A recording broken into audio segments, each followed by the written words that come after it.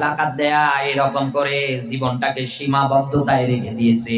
কিন্তু আল্লাহর এই আয়াত অনুযায়ী আল্লাহর জমিনে দিন কায়েমের আন্দোলন করা যে ফরজ, লড়াই করা যে ফরজ, এইটার কথা বলবেন, তখন বলে হুজুর রাজনীতি হয়ে যাচ্ছে। আরে ভাই, এই দুনিয়ার ময়দানে নামাজ যেমন ফরজ, রমজান মাস আর কিছুদিন পরে আপনার আমার মাঝে আসবে। রমজান শব্দটা এসেছে রমজ শব্দ থেকে। এখানে হাফেজ আলেম যারা বসে আছে জিজ্ঞাসা করে দেখেন, রমজ শব্দটা থেকে আসার পরে অর্থ দাঁড়াচ্ছে জ্বালিয়ে দেওয়া, পুড়িয়ে দেওয়া, ভস্ম করে দেওয়া। বছর ঘুরে ঘুরে আপনার আমার মাঝে এই ফরজ বিধান আল্লাহ দেয় জীবনের অপরাধ গুলোকে জ্বালিয়ে পুড়িয়ে ভস্ম করে দেওয়ার জন্য। এটা যেমন দুনিয়ায় আপনার উপরে মেনে নেওয়া ফরজ, এই দুনিয়ার ময়দানে নিসাব পরিমাণ সম্পদের মালিক হলে যাকাত বিধান আপনার উপরে যেমন ফরজ, আল্লাহর আয়াত অনুযায়ী এই জমিনের ময়দানে লড়াই সংগ্রাম করা ওই রকম ফরজ। এবার আপনার মাথার বেন বুদ্ধিটাকে একটু জিজ্ঞাসা করেন তো, যেই জায়গাগুলোতে, যেই দেশগুলোতে আল্লাহর কোরআনের কোনো নিয়ম নীতি নেই, ওই দেশগুলোতে কি নামাজ আছে? বলেন না কেন? যেই দেশগুলোর মধ্যে ইসলাম ধর্মই নেই, ওই দেশগুলোর মানুষ কি রমজান আসলে রোজা রাখছে? রাখবে। সম্পদশালী যদি তারা হয়, তারা দান সদকা যাকাত সিস্টেম যেটা মুসলমানদের জন্য আল্লাহ ফরজ করে দিয়েছে, তারা কিন্তু তাদের জীবনের মধ্যে নেবে না। তাহলে এখান থেকে কি বুঝতে পারলেন? যেই দেশ, যেই রাষ্ট্রে ইসলাম নেই, কোরআন নেই, ওই রাষ্ট্রে নামাজ নেই, রোজা নেই। এক কথায় আল্লাহর থেকে তারা অনেক দূরে। তারা তাদের মন গড়া নিয়ম নীতি দিয়ে জীবন জিন্দেগি গুলো পার করে দেয়। এই ৫৬,০০০ বর্গ মাইলের দেশে এমন একটা সময় যদি এসে যায়, কারণ এই দেশের আজ যা পরিস্থিতি, সব চলুক, দুনিয়ার মানুষ মেনে নেবে গান বাজনা, কিন্তু আল্লাহর কোরআনের স্পষ্ট আয়াত মানতে পারে না। আস্তে আস্তে করে তো আপনি ইসলাম থেকে দূরে সরে যাচ্ছেন, আপনি ফারেক হয়ে যাচ্ছেন, দূরত্ব তৈরি হয়ে যাচ্ছে। ওই দেশগুলোতে যেমন ইসলামের নিয়ম নীতি না থাকার কারণে ওরা যেমন নামাজ পড়ে না, এদেশে তো এমন একটা সময় আসবে ইসলাম থেকে দূরে গেলে এদেশের মানুষ নামাজ পড়বে না। আমার কথাগুলো একটু মনোযোগ দিয়ে শোনেন, একটু চিন্তা ভাবনা করেন। আল্লাহ তো খেলা করার জন্য কোরআনে আয়াতে এই শব্দটা উল্লেখ করে দেয়নি যে লড়াই হবে, সংগ্রাম হবে কার পথে? আল্লাযীনা আমানু ইউকাতিলুনা ফি সাবিলিল্লাহ। সূরা নিসা ৪ নাম্বার সূরা, ৫ নাম্বার পারা, ৭ নাম্বার পৃষ্ঠা, ১০ নাম্বার রুকু, এটা পাবেন আপনি ৭৬ নাম্বার আয়াতের প্রথম অংশে আছে। আল্লাহ পাক বলেন, ইন্নাল্লাযীনা আমানু, যারা ঈমানদার, ওরা লড়াই করে, সংগ্রাম করে কার পথে? আর জোরে বলেন। দুইটা আয়াত থেকে আমরা জানলাম। এইবার আসেন আমরা পরের অংশটুকুনে যাই। লড়াই আর সংগ্রাম দুনিয়ায় যদি আপনি করতে চান, কেমন করে করবেন? এমনি এমনি করা তো সম্ভব না। এই মঞ্চে এই জায়গা থেকে শুরু করে এই জায়গা পর্যন্ত আপনাদের বাদ দিয়ে দিলাম। এই ময়দানে যারা আছেন সবাই বাদ। এই জায়গার মধ্যে আমরা যে কয়জন আছি, আমরা যদি বলি আল্লাহর জমিনে আল্লাহর আইন কানুন নিয়ম নীতি বাস্তবায়ন হোক, মনে করেন সামনে যারা বসে আছে, মাইকের আওয়াজ যাদের কান অব্দি পর্যন্ত যায়, ওরা যদি বলে না এটা আমরা চাই না, একটা পর্যায়ে দেখা যাবে কথা কাটাকাটিতে একটা দ্বন্দ্ব ফাসাদ তৈরি হয়ে যাবে। কথা বলে না কেন? একটা পর্যায়ে হাতাহাতি তৈরি হয়ে যাবে।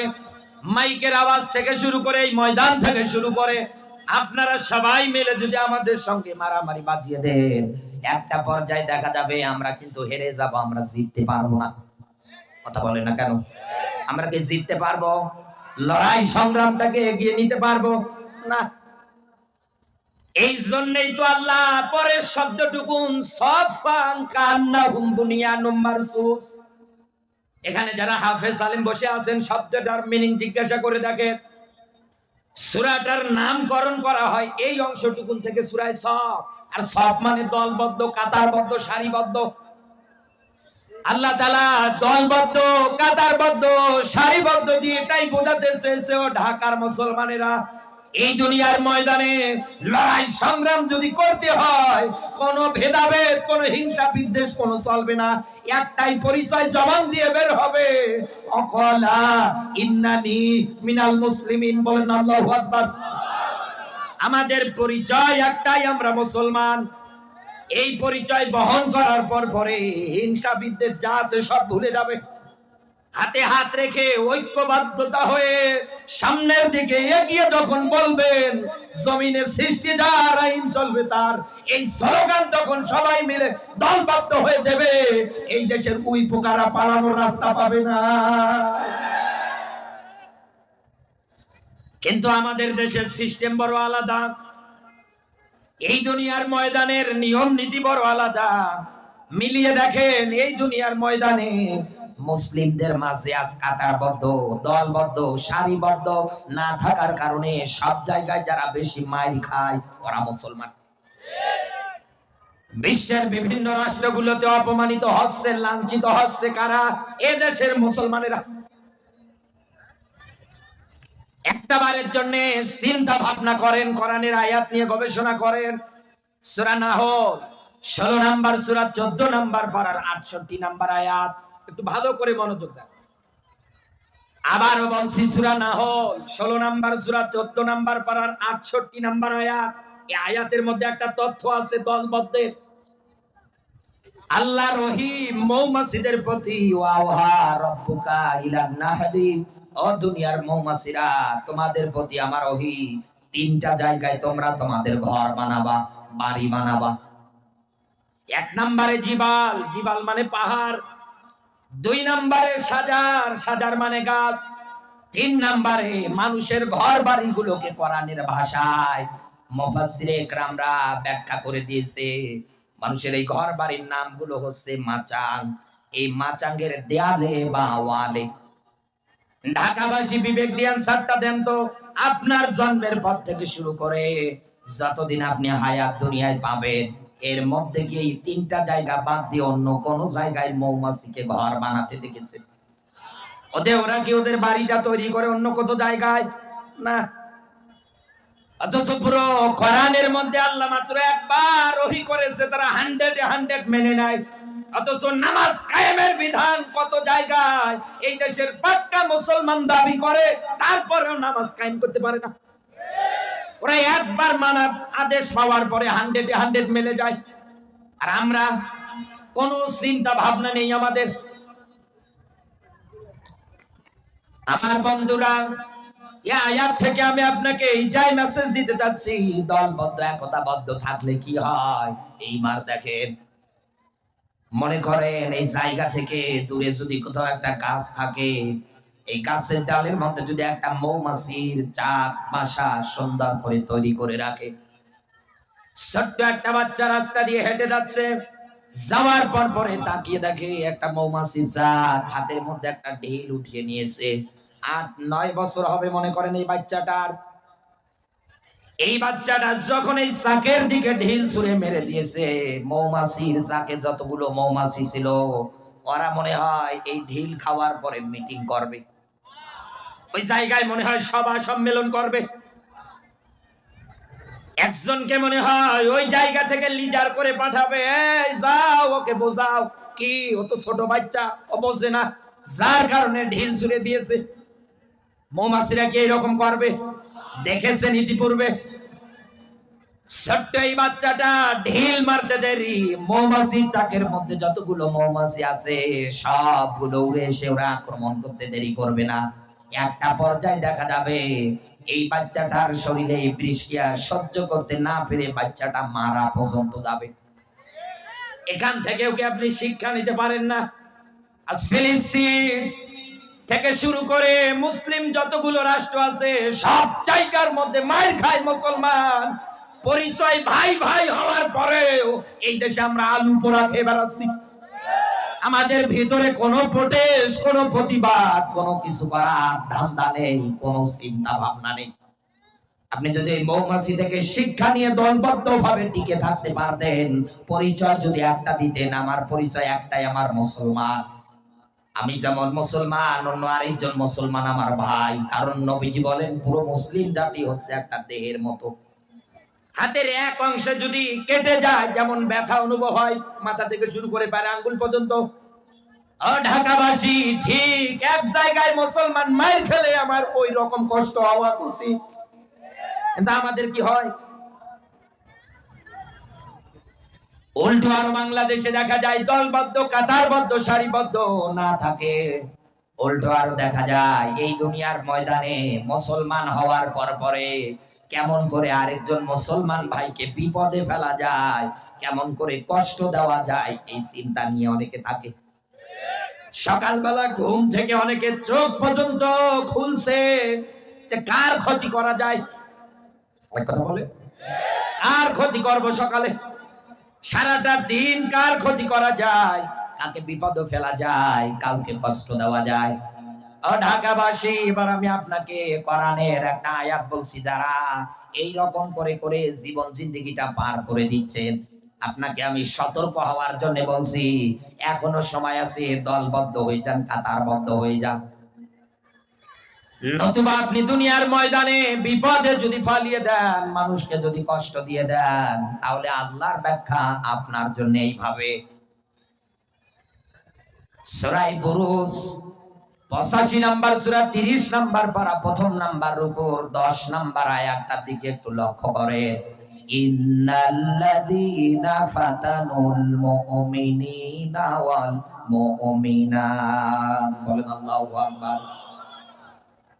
এখানে যারা জ্ঞানী মানুষ বসে আছে জিজ্ঞাসা করে দেখেন, ইন্না মানে নিশ্চয়ই, আল্লাহ দিয়ে, অতঃপর যারা, ফাতানু এই শব্দটুকুন আমার এখন দরকার। কারণ আমি আপনাকে কষ্ট দেওয়াটা বোঝাচ্ছি, বিপদে ফেলানোটা বোঝাচ্ছি। কাদেরকে বিপদে ফেলাবে, কাদেরকে কষ্ট দেবে, ওই তথ্যটাই এই জায়গায় আল্লাহ ফাতানু শব্দ দিয়ে বুঝিয়েছে। ফাতানু মানে বিপদে ফেলা, কষ্ট দেওয়া। কাদেরকে কষ্ট দেয়, কাদেরকে বিপদে ফেলাবে? মুমিন, এই মুমিন এই শব্দটা পুরুষবাচক, মুমিনাত এই শব্দটা স্ত্রীবাচক। আল্লাহ তাআলা বলেন এই দুনিয়ার ময়দানে মুমিন নর এবং নারীদেরকে যারা বিপদে ফেলায়, যারা কষ্ট দেয়, সুম্মা লাম ইয়াতুবু ফালাহুম আযাবু জাহান্নাম, অতঃপর তাদের ঠিকানা, তাদের জায়গা জাহান্নাম। কথাকার, আরো জোরে বলেন কথাকার। এখনো যারা সাবধান হননি, আয়াতের ব্যাখ্যা শোনার পরে মন মানসিকতা এখনো যারা চেঞ্জ করতে পারেননি, আপনাকে আমি বলছি, দেখেন আল্লাহর ব্যাখ্যা। কারণ আপনি চলার পথে অনেক মানুষকে কষ্ট দিয়েছে, অনেকের নামে মিথ্যা মামলা দিয়েছে। বন্ধু, আপনি যেটা করেছেন, যা করছেন, আল্লাহর এই আয়াত যদি এই হয়, ব্যাখ্যা যদি এই হয়, তাহলে আপনি মারা যাওয়ার আগে আল্লাহর ব্যাখ্যা আপনি জাহান্নামের অধিবাসী। একথা বলেন না কেন? আপনি মরবেন কি দুনিয়ায় থাকাকালীন অবস্থায় জাহান্নামের গ্যারান্টি আপনি পেয়ে গিয়েছেন। আর আপনি চেহারা সুরত দেখলে মনে হয় জান্নাত থেকে পালিয়ে এসেছেন। একথা বলেন না কেন? অথচ কষ্ট দেওয়ার জব, বিপদে ফেলার জব ধান্দায় থাকে, উৎপেতে থাকে। এই আয়াতের ব্যাখ্যা শোনার পরে কারো যদি বিশ্বাস না হয়, আমি আপনাকে আরো বোঝার জন্য আরো ভালো করে দলিল দিচ্ছি, লিখে নেন। সূরা তাহার ৭৩ আর ৭৪ দুইটা আয়াত মেলান এবার। আল্লাহ পাক বলেন এই দুনিয়ার ময়দানে যারা পাপিষ্ঠ, মুজরিম, এই দুনিয়ায় যারা অন্যায় করতে করতে মৃত্যুর দ্বার প্রান্তে পৌঁছে যায়, আল্লাহ পাক বলেন ফাইন্না লাহু জাহান্নাম, ওদের জন্য জাহান্নাম বানিয়েছে কে? আর জোরে বলে, লা ইয়ামুতু ফিহা ওয়ালা ইয়াহইয়া, ওই জাহান্নামের মধ্যে ওরা মরবেও না, বাঁচবেও না। মরা বাঁচার মধ্যবর্তী স্থানে আমার আল্লাহ তাদেরকে রাখবে। আমার বন্ধুরা, আমি আপনাকে ব্যাখ্যা দিচ্ছিলাম এই দুনিয়ার ময়দানে দলবদ্ধ, কাতারবদ্ধ, সারিবদ্ধ মুসলমানদের জন্য আজ খুবই দরকার। আজ মুসলমানদের ভিতরে দলবদ্ধ, কাতারবদ্ধ, সারিবদ্ধ দিন কায়েমের নেই জন্যেই এই দুনিয়ার ময়দানে আমরা অপমানিত হয়ে যাচ্ছি, দুনিয়ায় আমরা লাঞ্ছিত হয়ে যাচ্ছি। কোন জায়গায় গিয়ে যেটা সম্মান পাওয়া দরকার, ওই সম্মান, ওই শ্রদ্ধা, ওই ভালোবাসা আজ আমরা পাই না, পাচ্ছি না। আল্লাহ পাক বলেন এই দলবদ্ধ কাতারবদ্ধ হওয়ার পরে দুনিয়ার ময়দানে যারা টিকে থাকে কান্নাহুম বুনিয়ানুম মারসুস, আমি আল্লাহ এদেরকে ভালোবাসি। সুবহানাল্লাহ বলতে পারেন না? এতদিন এই দুনিয়ায় যারা উল্টা পাল্টা জায়গায় গিয়ে আল্লাহকে পাওয়ার জন্য ধান্দা করেছিলেন তারা কিন্তু পিছনে পড়লেন। কথা বলেন না কেন? এতদিন দুনিয়ায় যারা এই আয়াতটা মাইনাস করে দিয়ে অন্য কোন জায়গায় অন্য কিছু তালাশ করেছেন, আল্লাহর ভালোবাসা কিন্তু আপনার জন্য না। আল্লাহর ভালোবাসা পেতে গেলে অবশ্যই লড়াই সংগ্রাম হবে। কার পথে? কোন হিংসা, কোন বিদ্বেষ, কোনো কিছু করা চলবে না। আমার বন্ধুরা, এই আয়াত থেকে এবার আমরা একটা শব্দ চয়ন করে নেই, যেমন নামাজ রোজার মতো যেমন ফরজ। কি? ইউকাতিলুনা ফি সাবিলিল্লাহ, ইউকাতিলুনা ফি সাবিলিহি, দুইটা আয়াতের ব্যাখ্যায় বললাম। এখন এই জায়গার মধ্যে অনেকের প্রশ্ন হবে, হাত এই দুনিয়ার ময়দানে আমরা লড়াই আর সংগ্রাম করব কাদের বিরুদ্ধে? লড়াই আর সংগ্রামটা যে ফরজ, হ্যাঁ আল্লাহর ব্যাখ্যা মেনে নিলাম। এই জায়গার মধ্যে কোনো দ্বিমত নেই, এই জায়গার মধ্যে কোনো অহংকার নেই। আমরা আল্লাহর কথাটা যা শুনলাম সঙ্গে সঙ্গে মেনে নিলাম। এখন আমাদের প্রশ্ন, এই দুনিয়ার ময়দানে কাদের বিরুদ্ধে লড়াই করব, কাদের বিরুদ্ধে সংগ্রাম করব জানার দরকার নেই? আর জোরে বলে। আমার বন্ধুরা, তার আগে আমি আপনাকে একটা থিওরি দেই বোঝার জন্য, উদাহরণ দিচ্ছি। এই যে আজকের এই বিশাল তাফসীরুল কোরআন মাহফিল, আমি শুনলাম এই মাঠের মধ্যে বাংলাদেশের বড় বড় স্কলাররা এসে ওয়াজ করে যায়। এই এত বড় একটা তাফসীর মাহফিলের আয়োজন কাইজার নেটওয়ার্ক লিমিটেড শ্রমিক ভাইদের উদ্যোগে আজকের এই কোরআনের আয়োজন। এই কোরআনের আয়োজনের প্রচার প্রসারণা অনেকদিন যাবত চালানো হচ্ছে, অনেকদিন যাবত এই দুনিয়ার ময়দানে প্রচার প্রসারণা, মাইকিং, পোস্টার সব সুন্দর করে চালাচ্ছে। এই পোস্টার, এই মাইকিং, এই প্রচার দেখার পরে এই ৯৬% মুসলমানের দেশে বাকি ৪% যে অন্য ধর্মের লোকগুলো আছে, ওরা কি কোনোদিন এসে বলেছিল এই জায়গায় শ্রমিক ভাই যারা আছে এই মাহফিলের আয়োজনে যে বলেন গুলো আসবে, যে হুজুর গুলো আসবে, এক কথায় এই মাহফিলটা আমরা বন্ধ করে দেব, এই মাহফিলটা আমরা করতে দেব না? এরকম কি কোনো নজির আছে? আরো জোরে বলে। শুধু এই গাজীপুরে না, আমার নীলফামারী থেকে শুরু করে আরো যে ৬৩টা জেলা আছে, এই ৬৩ জেলার একটা জেলার মধ্যেও এই ৪% লোক এসে বলে না যে আমরা কোরআন পড়তে দেব না, কোরআনের আয়োজন করতে দেব না। একটা মানুষও কিন্তু বলে না। এমনকি বাংলাদেশে মুসলমান যারা আছে ওদের অনুষ্ঠানগুলোর মধ্যেও বাধা কোনোদিন দেয় না, দিচ্ছে না। কারণ তাদের কোরআনের আয়াত জানা আছে, লা ইকরাহা ফিদ্দিন, ধর্ম নিয়ে বাড়াবাড়ি চলবে না। এই কথা বলেন। যার যার ধর্ম সে পালন করুক। কিয়ামতের ময়দানে ব্রেন বুদ্ধি মগজের বিচার করবে কে? বরং এই মানুষগুলো ডাক দিয়ে বলবে, আকালু লাউ কুননা নাসমাউ আও নাকিলু মা কুননা ফি আসহাবিস সাগীর। কিয়ামতের ময়দানে এই মানুষগুলোই ডাক দিয়ে বলবে, আল্লাহ দুনিয়ায় যদি আলেমদের কথা মানতাম, দুনিয়ায় যদি আমরা আমাদের ব্রেন বুদ্ধি মগজটাকে যদি কাজে লাগাতাম, আজকে আমাদের এই সাইর নামক জায়গার মধ্যে আশা লাগতো না। ঢাকাবাসী ভালো করে খেয়াল করবেন,